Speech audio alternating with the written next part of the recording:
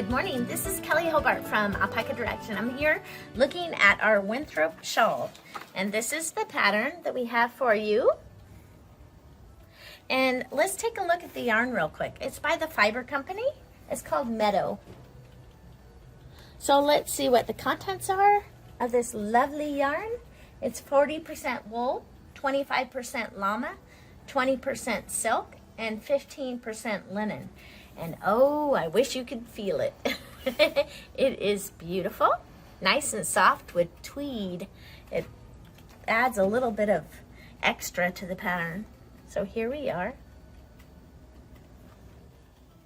Okay, now let's take a look and see what we're gonna learn. We're gonna learn how to do lace work. And the lace work is kind of easy. And it has, on the right hand side here, it looks like it's cables, but it's not cabled. You slip 2 stitches and then you do a knit 1, yarn over, and then you put the slip stitches over the top of the other 2 stitches. And that's all it is. It's not an actual cable. And then in the center, there is just stockinette stitch. So that's knit 1 row and purl 1 row. And then the increases and decreases are a knit front and back or knit 2 together. Yeah, and that's all there is. Just very, very simple increases and decreases. And it's a great shawl that you can knit while you're watching TV because it's not too complicated. And what else can I tell you about this yarn? Yes, you just get to learn how to keep track of lace work and do these centered decreases as well. I forgot to mention that. And it makes just a lovely shawl you can see right here.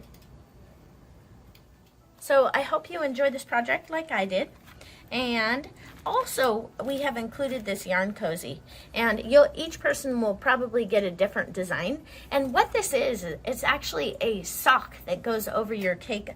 Once you wind this yarn and get it ready to knit, you can pull from the center of your cake and you slide your little cake right into this sock, and it keeps the yarn from becoming unruly, which is fantastic.